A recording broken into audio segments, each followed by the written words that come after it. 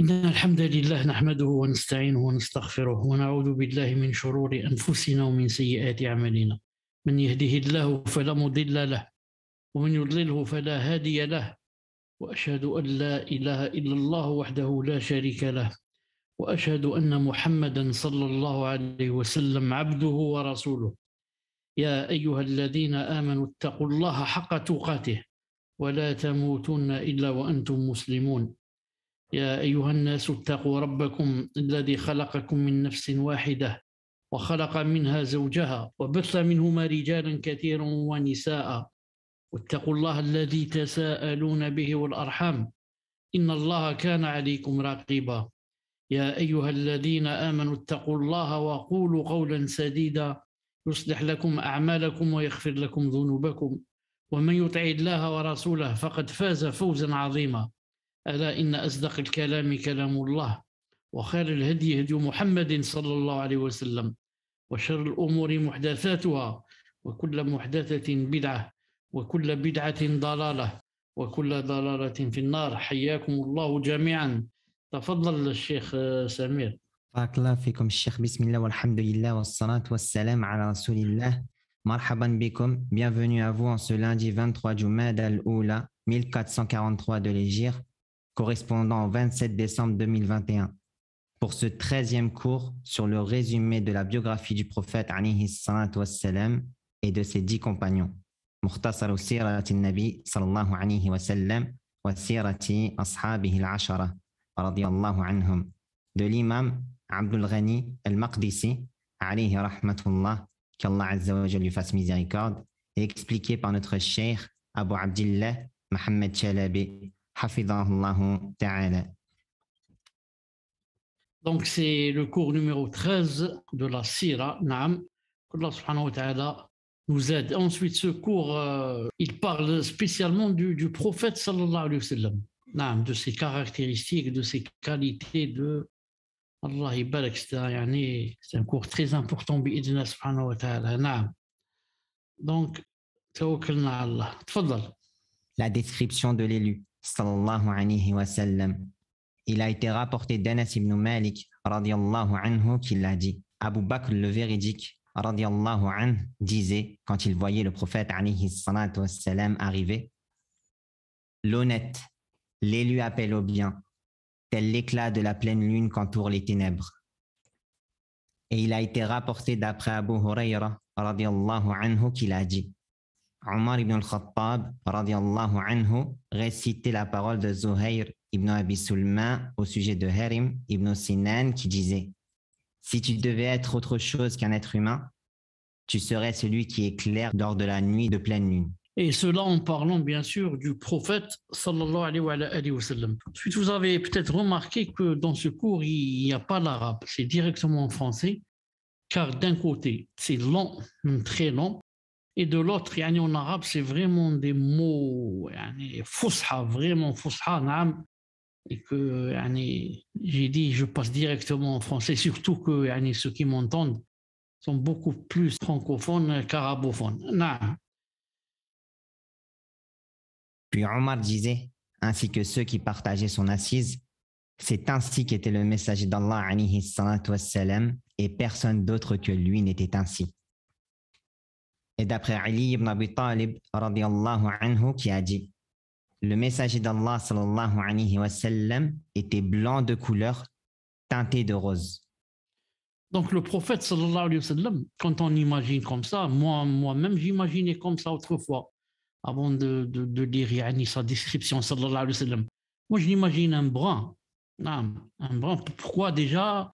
C'est le désert, c'est l'Arabie, mais subhanallah al-azim.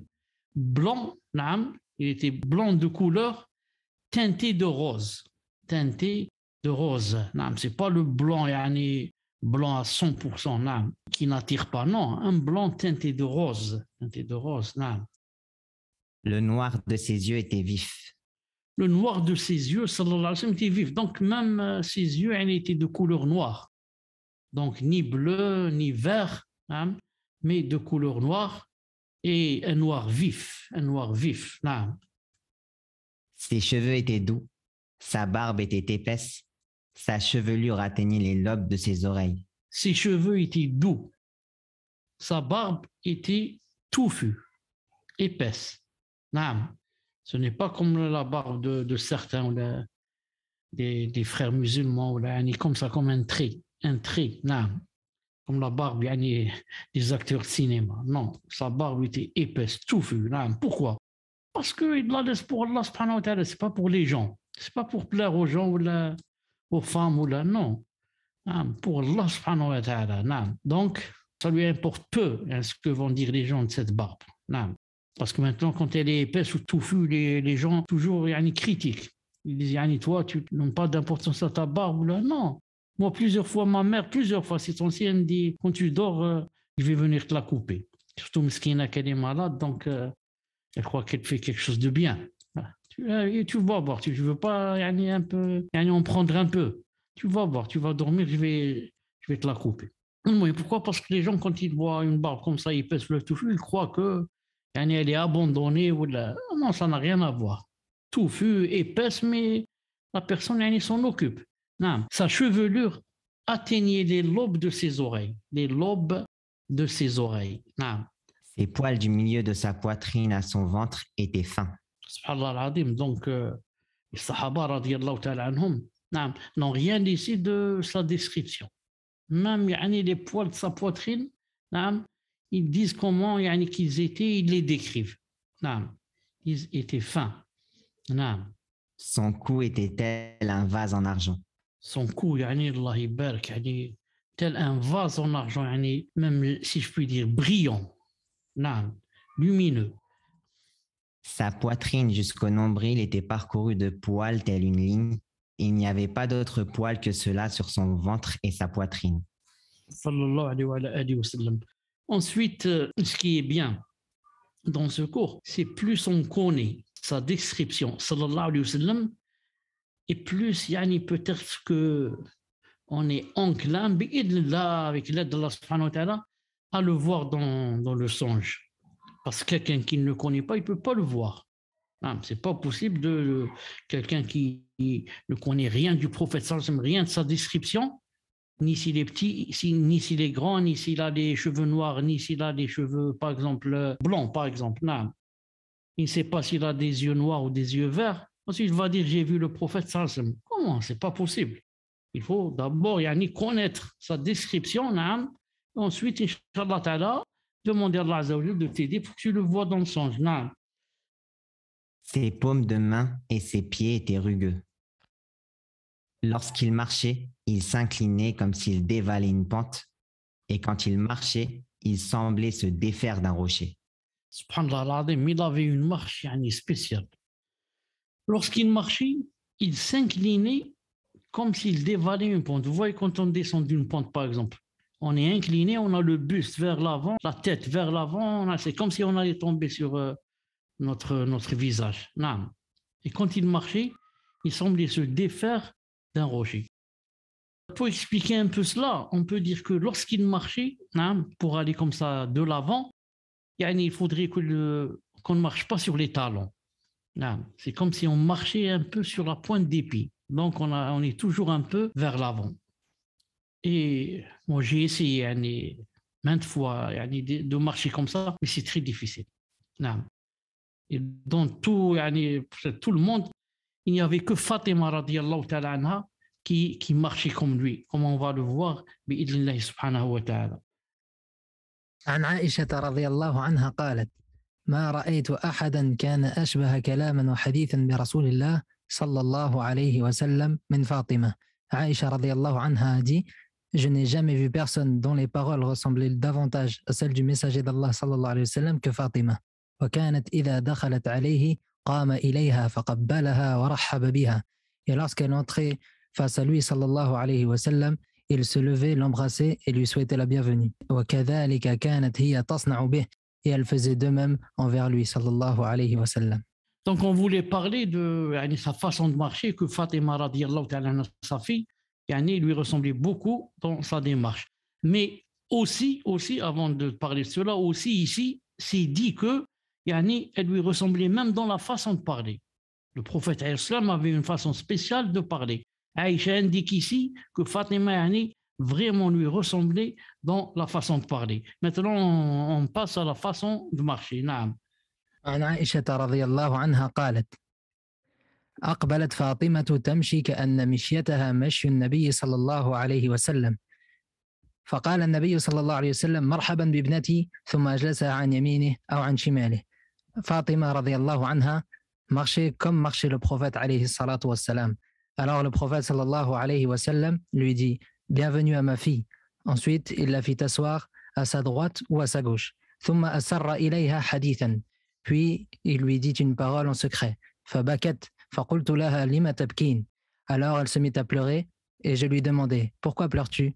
ثم أسر إليها حديثا فضحكت. Alors il lui confia une autre parole en secret, alors elle rit. فقلت ما رأيتك اليوم فرحا أقرب من حزن. Alors je me suis dit, je n'ai jamais vu un jour où une tristesse était plus proche qu'une joie. فسألتها عما قال فقالت ما كنت ليفشي سر رسول الله صلى الله عليه وسلم. Je l'ai interrogée sur ce qu'il lui a dit. Alors elle dit: je ne vais pas dévoiler le secret du messager d'Allah sallallahu alayhi wa sallam. حتى قبض النبي صلى الله عليه وسلم فسألتها, jusqu'à ce que l'âme du prophète sallallahu alayhi wa sallam fut reprise. Alors je l'interrogeai. فقالت: أسر إلي إن جبريل كان يعارضني القرآن كل سنة مرة. Il m'avait dit, c'est-à-dire le prophète sallallahu alayhi wa sallam, certes, Jibril alayhi salam me faisait réviser le Coran chaque année une fois. وإنه عارضني العام مرتين ولا أراه إلا حضر أجلي. Mais cette année, il me l'a fait réviser 2 fois. Et je ne pense pas que ce soit autre chose que mon terme qui soit arrivé. وإنك أول أهل بيتي لحاقا بي. Et tu seras la première à me rejoindre. فبكيت فقال: أما ترضين أن تكوني سيدة نساء أهل الجنة أو نساء المؤمنين فضحكت لذلك. Alors il me dit: n'es-tu pas satisfaite que tu sois la meilleure ou la maîtresse des femmes du paradis ou la maîtresse des femmes des croyants? Alors je rigolais pour cela. Rawahu al-Bukhari, rapporté par al-Bukhari. نعم جزاك الله خيرا. وإياكم. Donc ici, qu'est-ce qu'il est dit? Il est dit que Aïcha dit que Fatima radiallahu ta'ala anha, donc elle est venue, تمشي كأن مشيتها مشي النبي صلى الله عليه وسلم. Donc Fatima, vraiment, quand elle marchait comme son père sallallahu alayhi wa sallam. D'ailleurs, même il y a un hadith où les sahaba disaient: on n'a jamais vu quelqu'un ressembler et marcher comme le prophète sallallahu alayhi wa sallam, si ce n'est Fatima radiallahu ta'ala anha. Et un peu auparavant, ici, on va voir quelque chose ici, un peu auparavant. Ici, lorsqu'elle a dit, Aïcha toujours, elle a dit: je n'ai jamais vu quelqu'un qui parlait de la même façon que le prophète sallallahu alayhi wa sallam. Donc même dans la façon de parler, elle parlait comme son père sallallahu alayhi wa sallam. وكانت إذا دخلت عليه, et dans ses habitudes, que si c'était elle qui rentrait chez lui, il se levait, l'embrassait et lui disait marhaban bik. Et la même chose elle faisait, elle, quand c'est son père sallallahu alayhi wa sallam qui rentrait, elle se levait, l'embrassait et lui disait marhaban bik. Où est-ce qu'on est nous avec nos enfants? Et comment la relation entre nos enfants et nous? Est-ce que quelqu'un, quand il rentre chez lui, sa fille se lève et l'embrasse et lui dit marhaban bik ya abi, ou là c'est le contraire, ou là lui il dit à sa fille ou là à son fils quand il rentre marhaban bik mon fils, et il l'embrasse. Allah al-Musta'an, Allah al-Musta'an, Allah, l'éducation de nos jours, Allah al-Musta'an, مع هذا l'internet وهذا الفسق وهذا الفجور وهذا la perversité وهذا nos enfants vraiment vraiment vraiment c'est grave إلا أن تأتي رحمة من عند الله سبحانه وتعالى. Sinon هادو ceux qui vont venir, الله العافية, الله العافية. نعم حسبنا الله ونعم الوكيل de ce que font les chayatines, les vrais les chayatines et les chayatines des êtres humains. نعم. Donc on continue Inch'Allah. Quand il se tournait, il le faisait avec tout son corps. شوف سبحان الله العظيم, nous quand on se tourne, si on marche dans la rue, quelqu'un nous appelle, on tourne seulement le cou. Ça, seulement le cou vers la gauche ou vers la droite. Lui, sallallahu alayhi wa sallam, non. Quand il se tournait, il le faisait avec tout son corps. Sallallahu alayhi wa sallam. Naam. Sa sueur semblait être des perles. Naam. Sa sueur, naam, semblait être des perles. Sûrement que ça brillait et que ça tombait comme ça, il y a des gouttes comme des perles. Naam. Ce qui veut dire, bien sûr, et sous-entend que n'avait pas aussi de mauvaise odeur, n'avait pas sa sueur, sallallahu alayhi wa sallam, de mauvaise odeur. Naam. Hey, naam. Hey, j'ai déjà. L'odeur de sa sueur était meilleure que l'odeur du bon musc. Allahu Akbar. L'odeur de sa sueur était meilleure que l'odeur du bon muscle. Naam. C'est comme dans le paradis. Dans le paradis, il n'y a pas. Il y a la sueur qui sort, naam, c'est du muscle. Et quel muscle, naam. C'est pas comme dans cette vie d'ici-bas. Ce qui prouve que le prophète sallallahu alayhi wa sallam n'était pas quelqu'un d'ordinaire dans certaines choses. Naam. Il n'était ni grand, ni petit. Il n'était ni vulgaire, ni infâme. Je n'ai jamais vu, ni avant, ni après lui, quelqu'un qui lui soit semblable. Donc, de taille moyenne, ni grand, ni petit. Naam. Grand jusqu'à ce qu'on remarque et on dise vraiment il est grand, ou petit jusqu'à ce qu'on remarque et qu'on dise de lui il est vraiment petit. Non. Il n'était ni vulgaire, ni infâme. Non. Il a dit, je n'ai jamais vu ni avant, ni après lui, quelqu'un qui lui soit semblable. Quelqu'un qui lui ressemble. Sallallahu alayhi wa sallam. Même dans le corps, il n'y a pas. Alors qu'en est-il dans le caractère et les qualités, bien sûr. Sallallahu alayhi wa sallam. Ma'bad al-Khuza'iyya a dit en le décrivant, Naam. j'ai vu un homme à la splendeur manifeste, au visage lumineux. Il avait un bon comportement, sallallahu alayhi wa sallam. Son ventre ne bombait pas et sa tête n'était pas petite. Il était connu pour être beau et son visage avait des jolis traits. Il avait des yeux au noir vif, arqués par des sourcils continus. Il y avait un enrouement dans sa voix. Il avait un cou long et resplendissant. Sallallahu alayhi wa sallam. Sallallahu alayhi wa sallam. Sa barbe était épaisse. Non. Normalement, en parlant de Ma'bad al-Khuza'iyya, normalement, en parlant d'elle, il y a sa biographie. Mais elle n'est pas sortie sa biographie. Non. Sinon, si vous souhaitez, Cheikh Kamel, si tu as ton téléphone à côté de toi, Non, tu je ouvres le l'ai, texte. Cheikh. Je peux le lire. lis-nous la biographie de Ma'bad. تمام. من هي معبد الخزاعية؟ كي معبد الخزاعية هي عاتكة بنت خالد وعرفت بكنيتها معبد رضي الله عنها صحابية. Son nom est Atika bint Khalid. Elle est connue par sa kunya معبد qu'Allah l'agrée. C'est une compagnonne. حين خرج رسول الله صلى الله عليه وسلم من مكة إلى المدينة مهاجرا هو وأبو بكر ومولى أبي بكر عامر بن فهيرة ودليلهما الليثي عبد الله بن الأريقط. Quand le messager d'Allah sallallahu alayhi wa sallam sortit pour émigrer en compagnie d'Abu Bakr, son affranchi Amir ibn Fuhayra et leur guide Abdullah ibn al-Urayqit مروا على خيمة معبد الخزاعية فسألوها لحما وتمرا ليشتروه منها فلم يجدوا عندها شيئا من ذلك. Ils passèrent devant la tente de Ma'bad al-Khuza'iyya et lui demandèrent de la viande et des dattes pour lui en acheter. Ils ne trouvèrent rien de cela chez elle. وكان القوم متعبين فنظر النبي صلى الله عليه وسلم إلى شاة في طرف الخيمة وسأل ما هذه الشاة يا معبد. Alors le prophète sallallahu alayhi wa sallam regarda vers un mouton au fond de la tente et il demanda qu'en est-il de ce mouton ô Ma'bad. فقالت شاة خلفها الجهد عن الغنم أي هزيلة. فقال هل بها من لبن. قالت هي أجهد من ذلك. Elle répondit c'est un mouton faible. Le prophète sallallahu alayhi wa sallam demanda a-t-elle du lait. Elle répondit ce mouton est trop faible pour cela. قال أتأذنين لي أن أحلبها. قالت نعم بأبي أنت وأمي إن رأيت بها حلبا فاحلبها. Il demanda me permets-tu de la traire. Elle dit oui, si tu désires la traire alors traire-la. فدعا بها رسول الله صلى الله عليه وسلم ووضع يده على ظهرها وسمى الله ثم دعا بالبركة. Le messager d'Allah sallallahu alayhi wa sallam ordonna qu'on lui amène.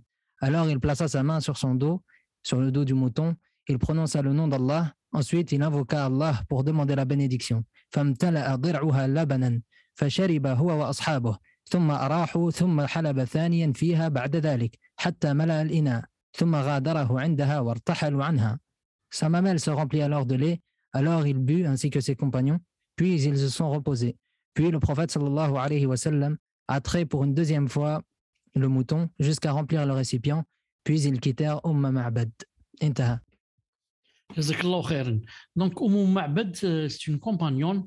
Elle habitait dans le désert. Elle habitait dans ce qu'on appelle un oued, une vallée, ou là, comment ça s'appelle en français. Le Mouhim, entre Médine et la Mecque. Alors, lorsqu'il a fait sa hijra, sallallahu alayhi wa sallam, il est passé pas loin de sa tente.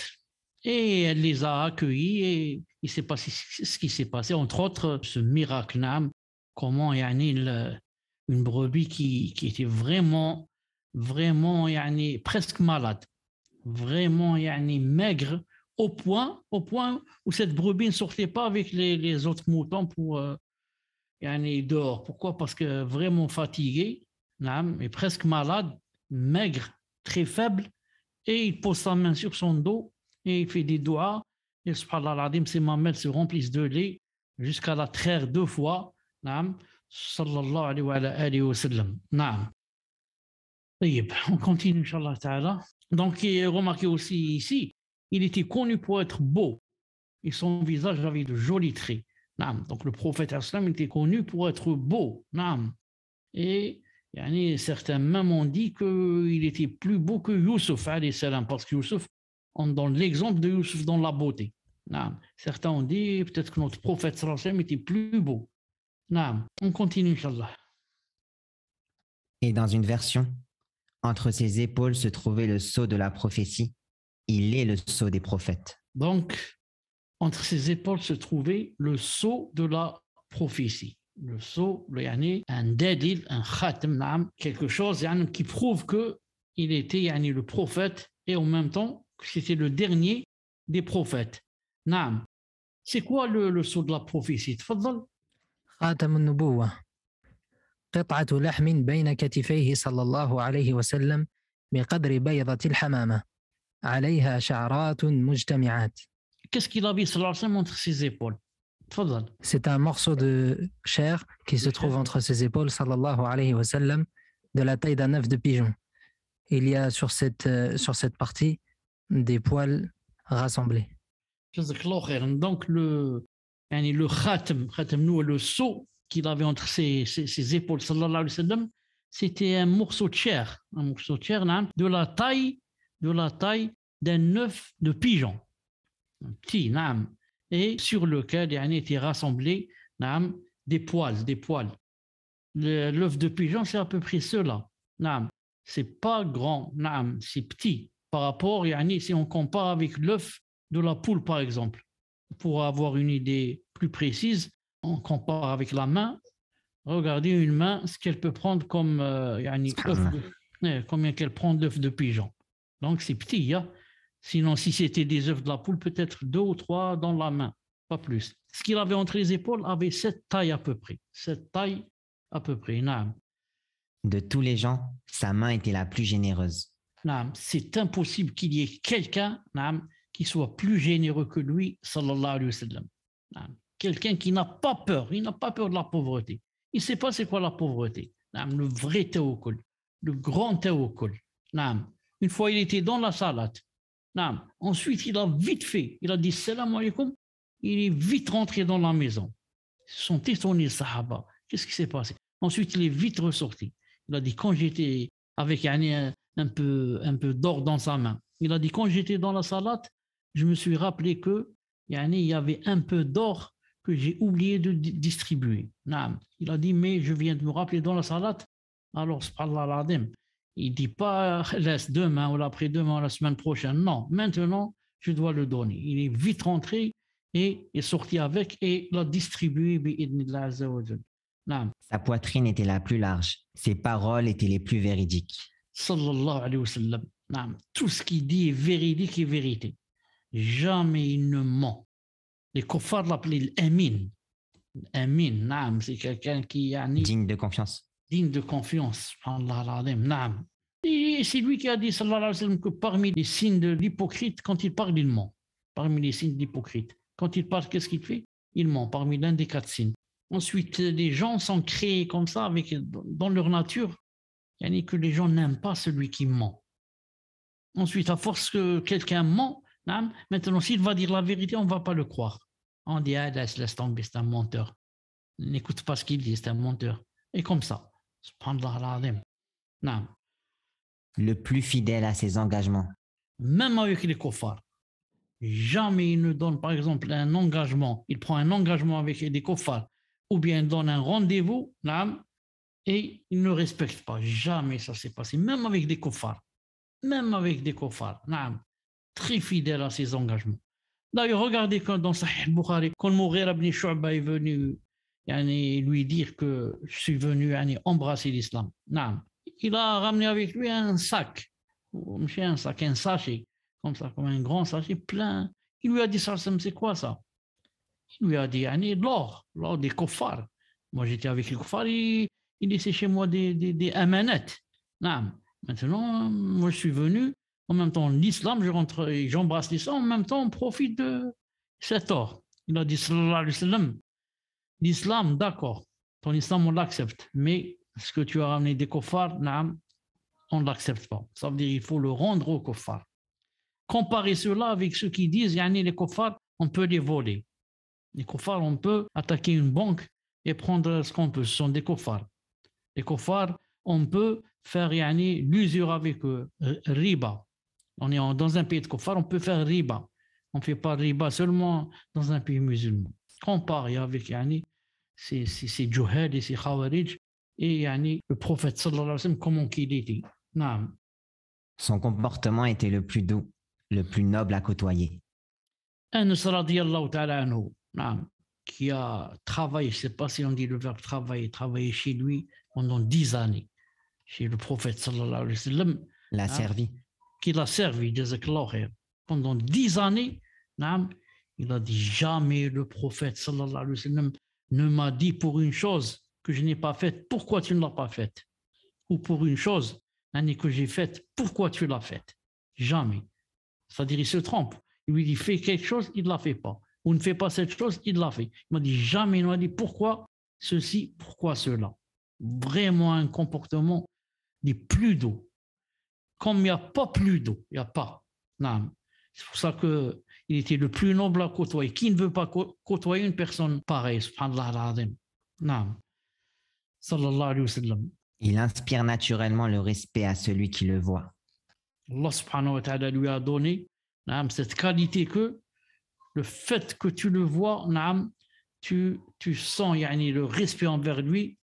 Et même tu sens le hiba, tu sens que c'est pas n'importe qui que tu vas directement lui taper sur l'épaule ou là je ne sais pas, non. Tu sens le respect envers lui, un grand respect. Abdullah ibn Salam radiyallahu ta'ala anhu, qui d'origine était juif, quand il est allé le voir, il est rentré dans la première fois dans l'assise où était le prophète sallallahu alayhi wa sallam. Quand il l'a vu pour la première fois, il a fixé des yeux, il a dit, quand je l'ai vu la première fois, j'ai senti, j'ai su que ce n'était pas le genre qui ment. Ce n'était pas quelqu'un qui... C'est pas n'importe qui, c'était un messager. Ce n'est pas un menteur quand il a dit que je suis un messager. Juste le fait de le voir, il a dit, ni l'entendre parler, ni le côtoyer. Juste quand je l'ai vu, j'ai dit, non, celui-là, ce n'est pas le genre qui ment. Juste à le voir, ça suffit. Sallallahu alayhi wa sallam. Celui qui le fréquente l'aime. Celui qui le fréquente, sallallahu alayhi wa sallam, il ne peut plus s'éloigner de lui. Il ne peut plus le quitter. Il voudrait rester avec lui jours et nuits, si c'est possible, tout le temps. Il l'aime. Il est très aimé, sallallahu alayhi wa sallam. De par son caractère, de par sa noblesse, de par ses qualités. Sallallahu alayhi wa sallam. Celui qui veut le décrire dit « Je n'ai jamais vu, ni avant, ni après lui, quelqu'un semblable à lui. » Salawatullah wa salamuhu alayhi. Sallallahu alayhi wa sallam. Il n'y a pas, ceux qui connaissent disent cela, disent « Je n'ai jamais vu, ni avant lui, ni après lui quelqu'un semblable à lui, sallallahu alayhi wa sallam. Moi, il y a seulement 2 ou 3 jours, quand tu m'as envoyé ce fichier pour le préparer, pour le mettre dans le cours, puisque ça parlait du prophète sallallahu alayhi wa sallam. Donc, comme ça, dans le songe, il y a quelqu'un, Zama, il a dit, c'est dans mon cœur, Zama, c'est le prophète sallallahu alayhi wa sallam.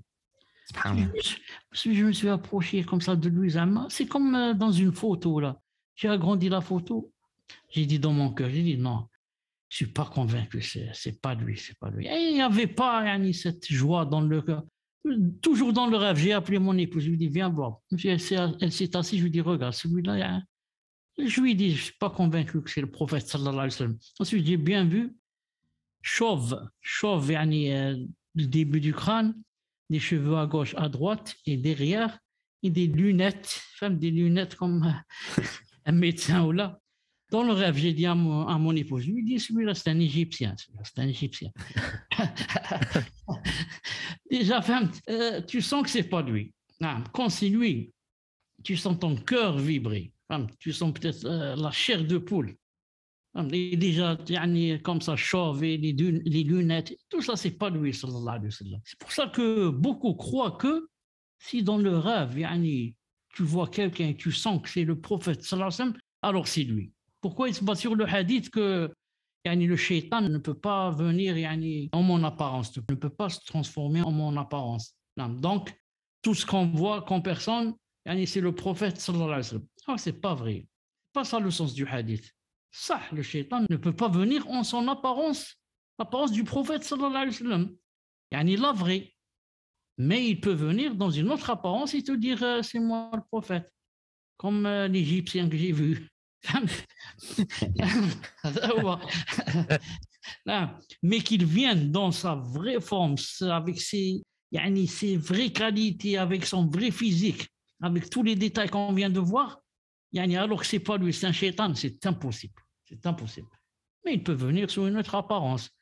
Si le prophète a des yeux noirs, lui, il vient peut-être avec des yeux bleus. Non, donc il faut bien faire la différence dans le hadith entre que le shaitan vienne avec sa vraie description, sallallahu alayhi wa sallam, ce qui est impossible, ou qu'il vienne avec un autre physique et d'autres qualités, ça c'est possible. Il vient jouer. Non. Al-Bara ibn Azib a dit. C'est qui le Bara ibn Azib? تفضل. من هو البراء بن عازب الأنصاري؟ هو أبو عمارة البراء بن عازب الأنصاري، صحابي جليل.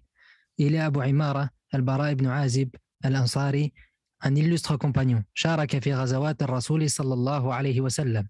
Il a participé aux batailles du prophète عليه الصلاة والسلام وفتوحات العراق وفارس, ainsi qu'aux conquêtes de l'Irak et de la Perse. كما سكن الكوفة, et il a habité à la ville de Koufa en Irak. وشارك مع علي ibn Abi Talib في الجمل وصفين وقتال الخوارج. Et il a participé aux côtés de Ali ibn Abi Talib dans les batailles de Jamal wa Siffin et dans le combat contre les Khawarij. وهو أحد رواة الحديث النبوي. Et il est l'un des narrateurs des hadiths du prophète sallallahu alayhi wa sallam. Jazakallahu khairan. Donc, le Bara ibn Azib, qu'est-ce qu'il a dit? Le messager d'Allah alayhi salatu wassalam était de taille moyenne. Large était l'espace entre ses deux épaules. Donc, il était de taille moyenne, ni de taille grande, ni de taille petite. Et entre ces deux épaules, il y avait un espace large. Donc, c'était large entre ses épaules, sallallahu alayhi wa sallam. Ses cheveux atteignaient les lobes de ses oreilles. Ses cheveux, sallallahu alayhi wa sallam, atteignaient les lobes de ses oreilles-là, où les femmes mettent les boucles d'oreilles. Mais ce qu'il faut savoir, c'est que certains de nos jours, ils laissent les cheveux par exemple jusqu'aux épaules, croyant que ils sont en train de faire la sunna du prophète sallallahu alayhi wa sallam. Et la musiba dans cela, c'est que la plupart de ceux qui font cela, ils sont vraiment loin de talab al-ilm, mais loin de la sunna, et loin, c'est juste les cheveux. Mais peut-être qu'il fume la cigarette, peut-être que je ne sais pas ce qu'il fait. Il dit, moi, je suis la sunna du prophète sallallahu alayhi wa sallam. Et pourtant, la plupart, si on va voir, qui font cela et qui, entre parenthèses, sont des juhal, la plupart, tu vas trouver que ils font partie des khawarij. صحيح. Ceux qui vont en Syrie, ceux qui font le djihad, ils mettent, je ne sais pas comment ça s'appelle, derrière la tête avec un élastique. Comment ça s'appelle? Que tu vales peut-être. نعم شيخ كتشغل. Donc, Cheikh Ben Othaymin, Cheikh Fawzan, tous disent, non, c'est pas ça la sunna. Pourquoi? La sunna, c'est que tu fasses comme a fait le prophète sallallahu alayhi wa sallam, avec la même intention. Le prophète sallallahu alayhi wa sallam, quand il a gardé ses cheveux, il les a laissés jusqu'au lobe ou là, jusqu'aux épaules dans un autre hadith. Avec quelle intention? Intention de ibada? Jamais. C'est parce que c'était quoi? Ça rentrait dans les habitudes et les us. C'est les habitudes de sa tribu, de là où il vivait. Donc, Abu Jahl avait aussi les cheveux jusqu'au lobe. Abu Lahab jusqu'au lobe. Umayya ibn Khalaf jusqu'au lobe. Les kuffars avaient ça. Donc, ce n'était pas parce que Allah aimait cela ou c'était une sunna. Et c'était une habitude du qawm, des gens en son époque. Est-ce que maintenant, de nos jours, est-ce que c'est une habitude chez les hommes de faire cela, ou là chez les musulmans, les hommes? Ce n'est pas une habitude. C'est maintenant, au contraire, peut-être ça montre que ce sont les pervers qui font cela. La plupart maintenant qui ont des cheveux longs, là, sont des chanteurs, ou là, des stars, ou là, je ne sais qui. Donc, si tu veux faire la sunna, laisse les cheveux, comme dit Cheikh Ben Othaymin, il faudrait les laisser avec l'intention. L'intention, c'est quoi? C'est de ressembler à ton peuple, à ceux avec lesquels tu vis. Les musulmans avec lesquels tu vis de nos jours n'ont pas les cheveux longs. Donc la sunna, c'est de ne pas avoir de cheveux longs, comme dit Cheikh Ben Othaymin, rahimahullah. Naam, tfadal. Je l'ai vu portant une tunique rouge. Naam, il y a un khilaf par rapport à ce qui est rouge. Déjà, le prophète sallallahu alayhi wa sallam, une fois Ammar ibn Yasir, le hadith se trouve dans Sahih Tirmidhi de Cheikh Al-Albani, il a rencontré Ammar ibn Yasir, et Ammar ibn Yasir a dit salam alaykoum au prophète sallam, et le prophète sallam ne lui a pas répondu. Pourquoi? Parce qu'il portait quelque chose de rouge, ou asfar. Parce qu'après, après ce hadith, il portait une tunique rouge, est venu le fait de ne pas mettre de rouge pour un homme. Et le prophète sallam a vu un sahabi avec quelque chose de rouge, il lui a dit, et le hadith se trouve dans un Sahih, il lui a dit, c'est ta mère qui t'a ordonné cela. C'est elle qui t'a dit de mettre le rouge parce que c'est pour les femmes, pas pour les hommes. Et ils ont dit, peut-être que ce hadith, je l'ai vu portant une tunique rouge, peut-être rouge, mais pas à 100%, contenant des rayures, par exemple noires, ou un peu rouge et un peu vert, pas à 100% rouge. Sinon, ce n'est pas recommandé pour l'homme de mettre quelque chose à 100% rouge. 100% rouge. Et certains ont dit c'est juste détestable. Ce n'est pas haram, mais détestable. Parce que d'autres ont dit haram, d'autres ont dit détestable. Et pour sortir d'irtilaf, il vaut mieux que l'homme ne mette pas quelque chose à 100% de rouge.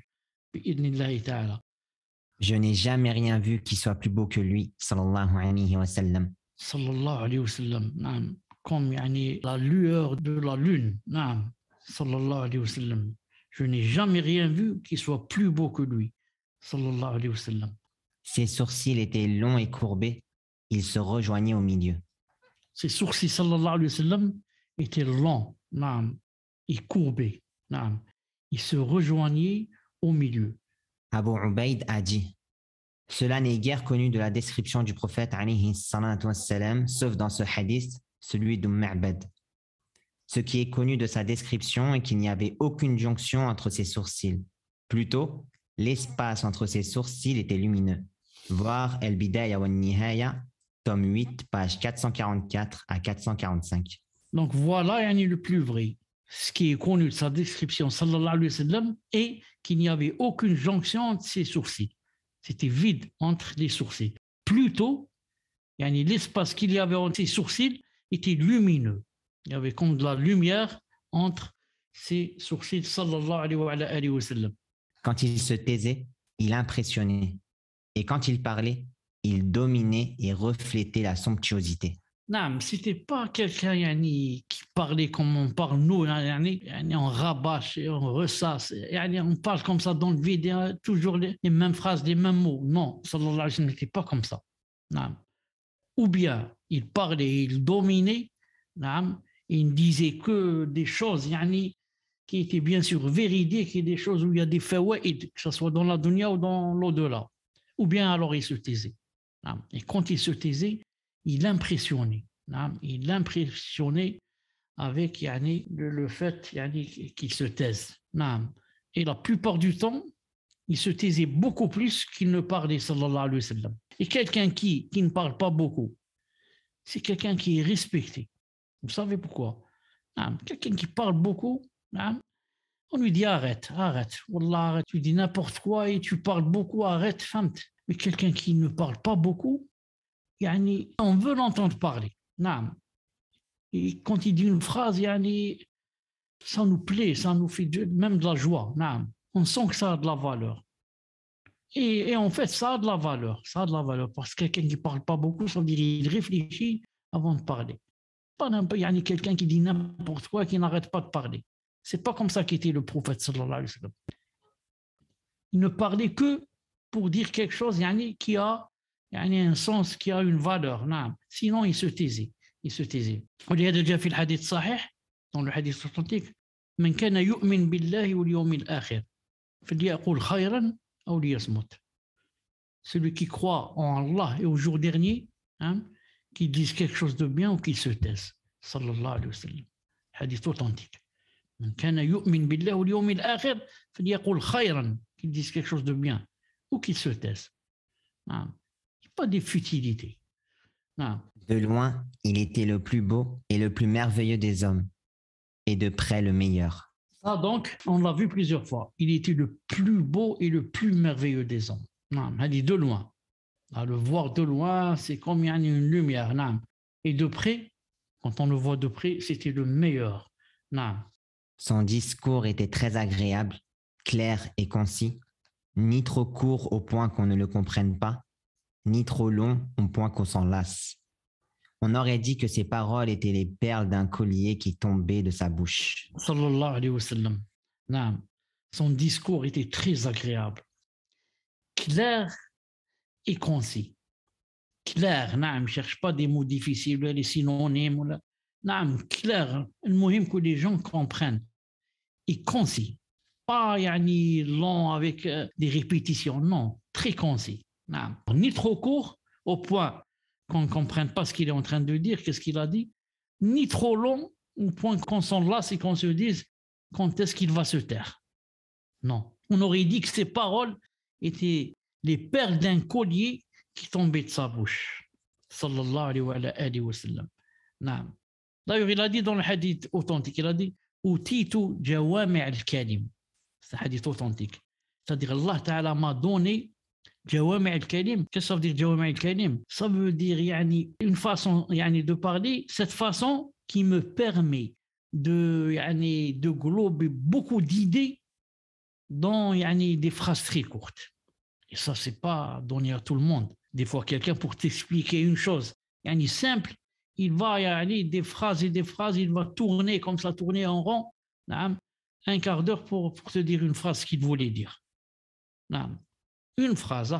Alors que le prophète sallallahu alayhi wa sallam a beaucoup de phrases comme ça, mais beaucoup d'idées, il peut les regrouper en une phrase très courte. Et ça, c'est parmi les 4 ou 5 choses que Allah Ta'ala lui a donné spécialement à lui. Entre autres, il a dit Utitu jawami' al-kalim. Allah Ta'ala m'a donné cette façon de pouvoir, Allah al-Azim, pouvoir, si je puis dire, abréger, regrouper comme ça beaucoup d'idées dans une phrase. Quand il dit sallallahu alayhi wa sallam, par exemple, là, les sahaba lui ont dit une fois sallallahu alayhi wa sallam dans un hadith authentique, il nous arrive de voyager, on a dans des barques, on n'a pas suffisamment d'eau pour faire des ablutions, etc. Qu'est-ce qu'on fait? Comment qu'on fait? On boit de l'eau là et on reste sans ablution, ou là on fait des ablutions avec de l'eau, ensuite on ne boit pas, ou là? Est-ce qu'on peut utiliser l'eau de la mer? Regardez, c'est ça la question. Regardez la réponse sallallahu alayhi wa sallam. Huwa at-tahuru ma'uhu, al-hillu mitatuhu. deux phrases très courtes, très succinctes. Il parle maintenant de quoi? De l'eau. Vous vous demandez de l'eau de la mer, si c'est possible de faire les ablutions avec. Il a dit Huwa tahuru ma'uhu. Donc, yani, l'eau de mer, naam, et yani, purifie. Naam. Donc, vous pouvez yani, l'employer pour les ablutions. Et il ajoute aussi une autre faïda. On ne lui a pas demandé cette faïda la deuxième, mais il l'ajoute. Ça rentre dans le karam du prophète sallallahu alayhi wa sallam. Comment on dit le karam en français? Le fait d'être la générosité. La générosité du prophète sallallahu alayhi wa sallam. La générosité, ce n'est pas seulement de donner de l'argent, c'est aussi de donner le ilm. Eux, ils demandent l'eau, est-ce qu'on peut l'employer l'eau de la mer? Lui, il a ajouté une autre faïda, il a dit tout ce qu'il y a dans la mer, ça se mange même mort. Tout ce qu'il y a dans la mer, même si tu le trouves mort, tu peux le manger. Juste qu'il ne soit pas devenu, c'est-à-dire pourri. S'il reste beaucoup mort, je ne sais pas, 1 mois, 2 mois, peut-être que ça va pourrir. Mais sinon, mange. Donc, هذه la phrase هذه هو الحل هو الطهور ماؤه الحل ميتته. Les savants, avec ces 2 phrases, ils ont écrit des livres et des livres, avec 2 phrases très courtes et succinctes. Mais qu'est-ce que ça contient comme fawaïd, qu'est-ce que ça contient comme jugement? Seul Allah subhanahu wa ta'ala le sait. Sa taille était moyenne, ni trop grande au point de forcer l'élévation du regard, ni trop petite au point qu'on le néglige. Sa taille, comme on a dit tout à l'heure, était moyenne, ni trop grande au point que pour le voir, on doit lever le regard vers le haut. Non, on le voit de face, comme ça, directement. Ni trop petite sa taille au point qu'on le néglige. Quelqu'un, s'il est vraiment très petit de taille, il va rentrer dans une boutique où là, on va le négliger. Vraiment très petit, peut-être qu'on va croire que c'est un enfant là, tellement petit de taille. Non. Pourquoi tu ris, Samet?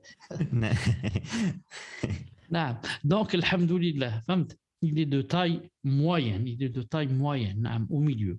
Il était tel une jolie branche entre deux, mais la plus plaisante des 3 à regarder, ainsi que la plus distinguée. Il était tel une jolie branche entre 2 autres branches, mais la plus plaisante des 3 à regarder.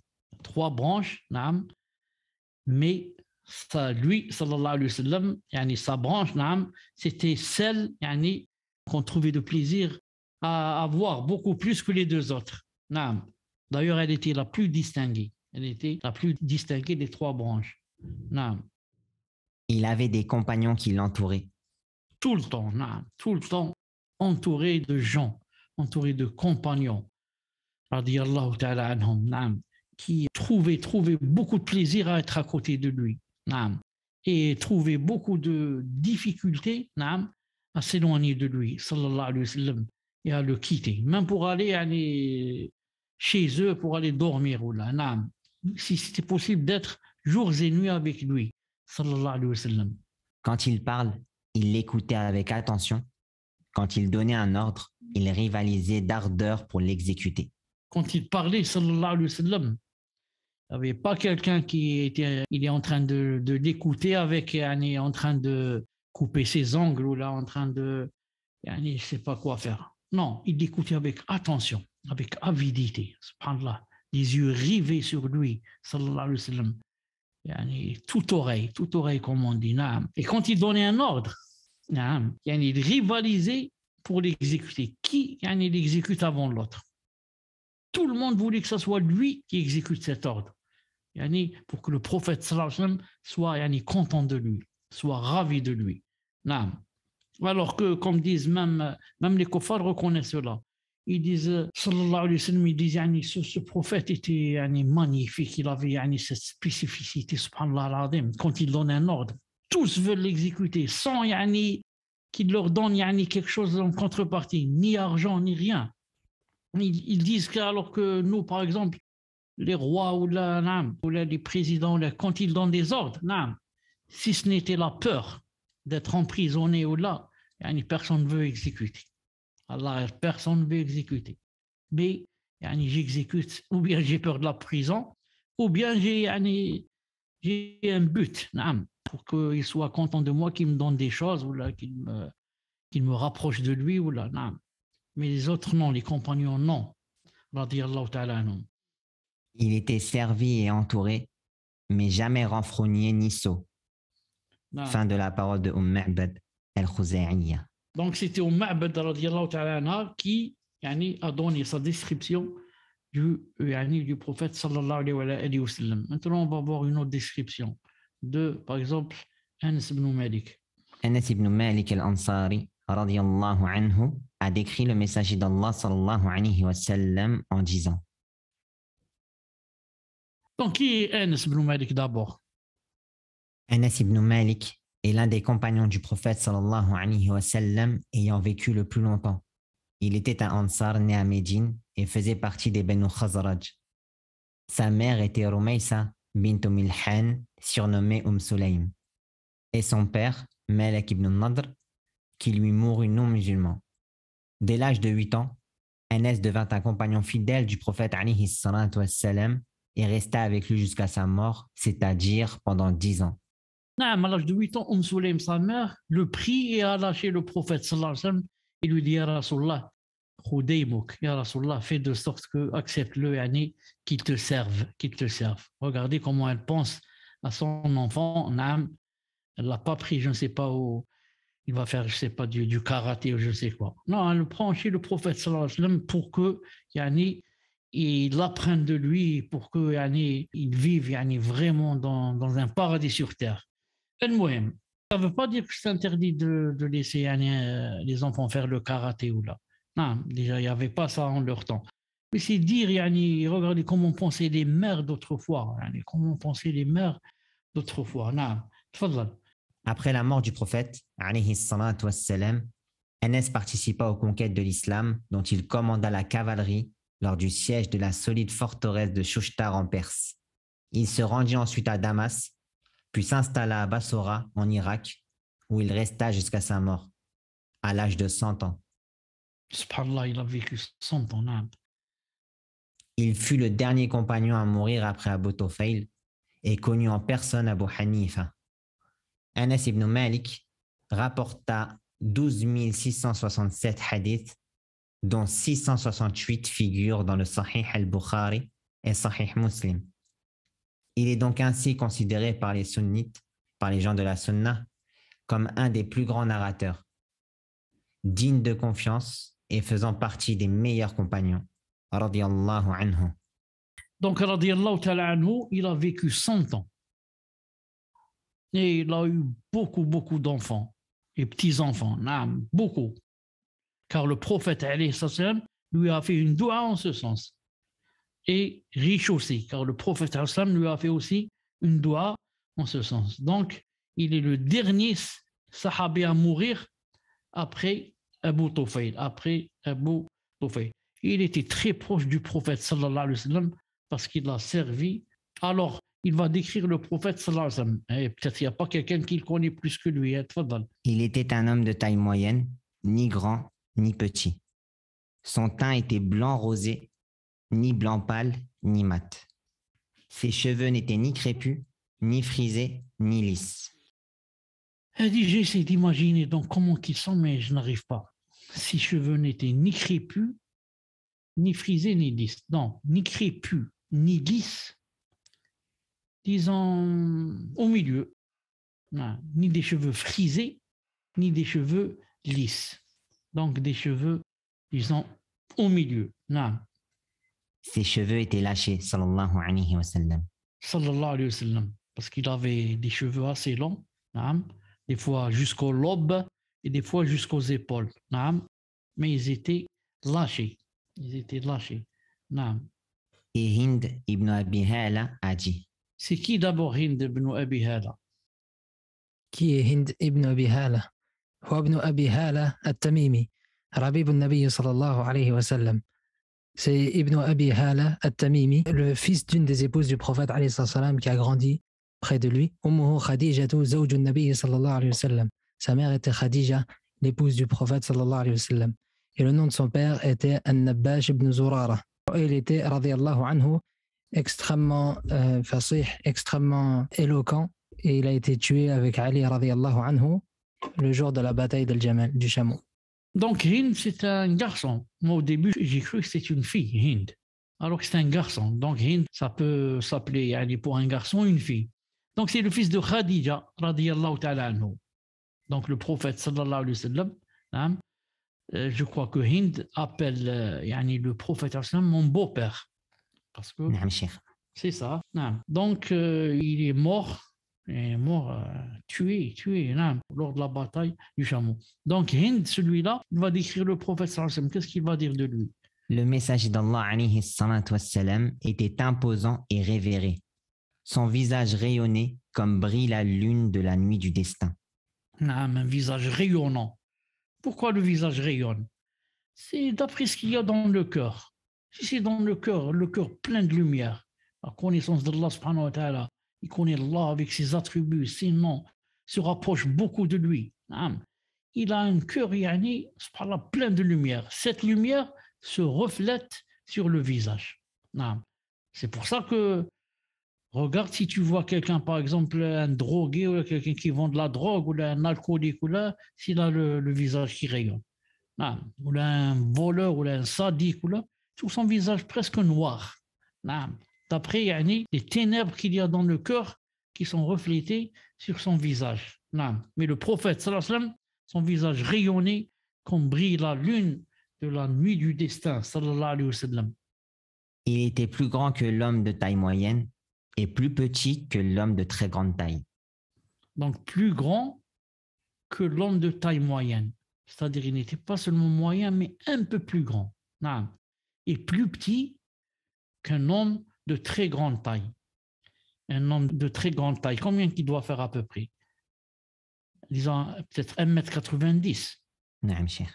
Ça. Et quelqu'un de taille moyenne, combien qu'il fait?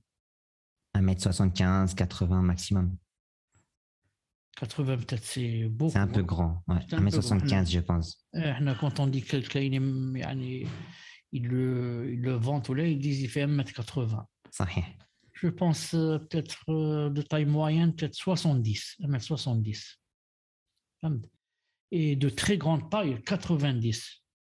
Peut-être qu'il faisait cela, peut-être, hein, peut-être 75, peut-être 80. 75 peut-être, hein, 75. 70, 75. Wallahu ta'ala alam. Wallahu ta'ala alam. Sa tête était grande et ses cheveux lâchés. Si ses cheveux pouvaient être séparés facilement, il les séparait par une raie au milieu. Autrement, il ne dépassait pas le lobe de ses oreilles s'il les laissait pousser. Ses cheveux pouvaient être séparés facilement, il les séparait par une raie au milieu. Une raie, comme ça, au milieu du crâne. Son teint était blanc teinté de rose. Il avait un large front. Sallallahu alayhi wa sallam. Ses longs sourcils fins et arqués ne se rejoignaient pas. Il y avait un vide entre ses sourcils, un vide lumineux. On a vu ça.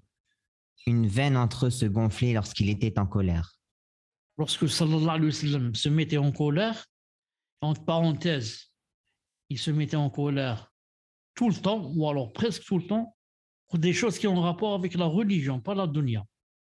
C'est pas parce que tu n'as pas donné un chef de l'argent. Non. Toujours, si on a fait quelque chose de haram, on a dit quelque chose de haram, ou on délaisse quelque chose de wajib, d'obligatoire, ou là, il se met en colère, sallallahu alayhi wa sallam, et ça se voyait, il y avait une veine entre ses sourcils, là où c'était vide, qui se gonflait. Sallallahu alayhi wa sallam. Son nez était long et mince et légèrement busqué par le milieu de son arête. Il était lumineux. Celui qui ne l'observait pas de près pouvait penser que son nez était tout droit. Il pouvait même penser que son nez était long. Mais ce n'était pas ainsi. Et même son nez, subhanallah, était lumineux. Subhanallah, sallallahu alayhi wa sallam. Tout en lui a été lumineux. Sa barbe était fournie. Et touffue, épaisse. Il avait des yeux dont le noir était vif. Ses joues n'étaient ni creuses ni rondes. Donc, ni creuse, ni ronde, au milieu. Sa bouche était large, l'extrémité de ses dents était pointue. Ses dents étaient aussi espacées. Donc, sa bouche était large.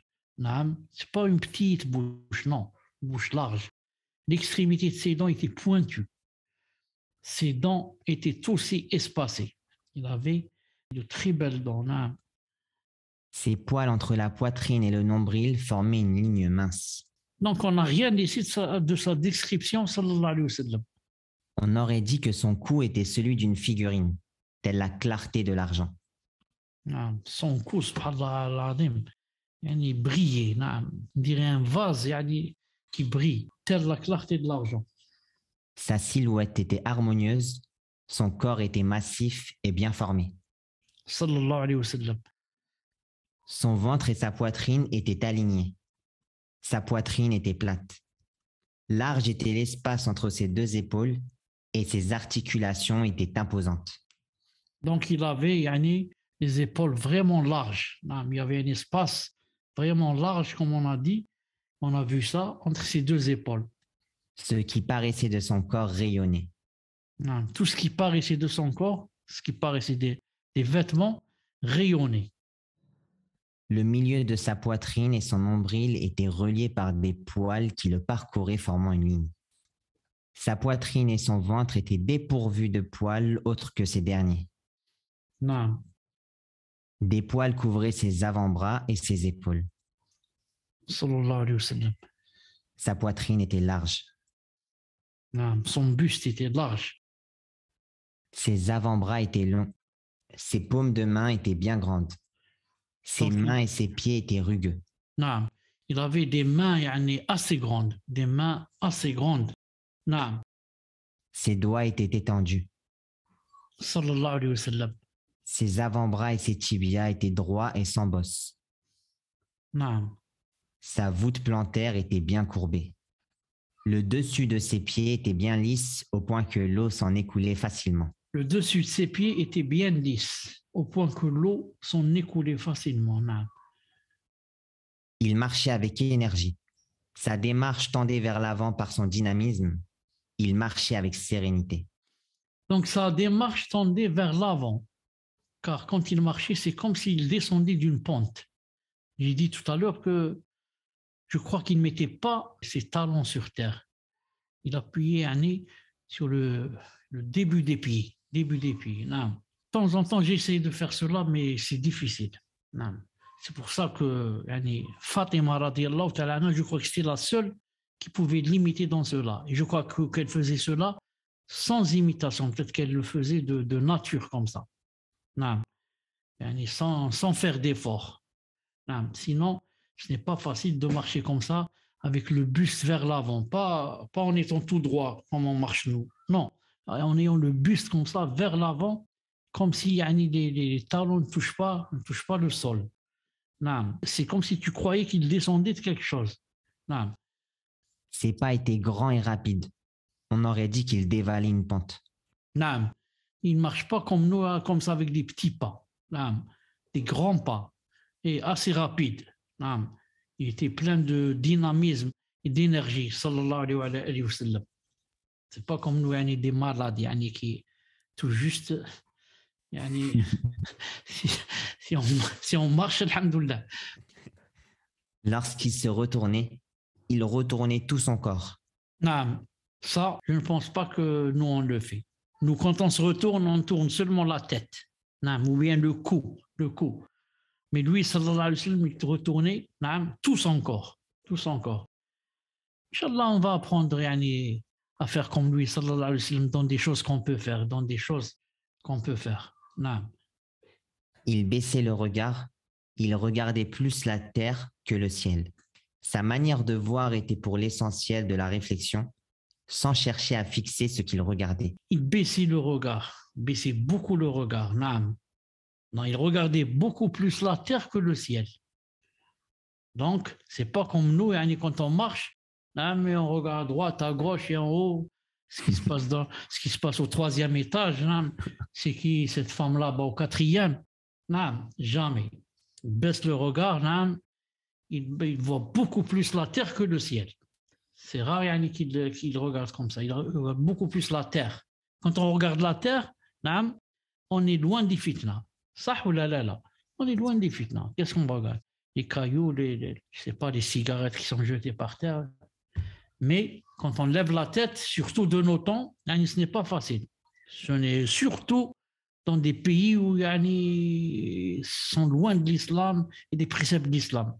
Des pays où c'est loin, c'est vraiment les fitna des femmes, les fitna.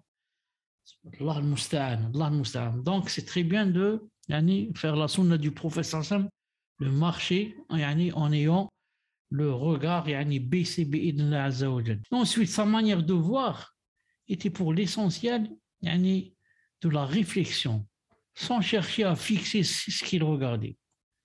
Naam. Sallallahu alayhi wa sallam. Il dirigeait ses compagnons tout en étant derrière eux et il commençait en premier à saluer les personnes qu'il rencontrait.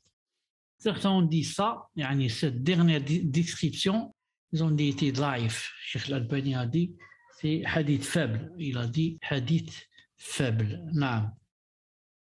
On a terminé, Inch'Allah Ta'ala, pour ce cours d'aujourd'hui, qui était sur la sira du prophète, spécialement sur sa description. Peut-être que certains ont été plus ou moins touchés, et que ça les aidera bi'idhnillah azza wa jal à voir le prophète sallallahu alayhi wa sallam dans le songe, faire des doigts pour que Allah Ta'ala facilite de le voir, son visage.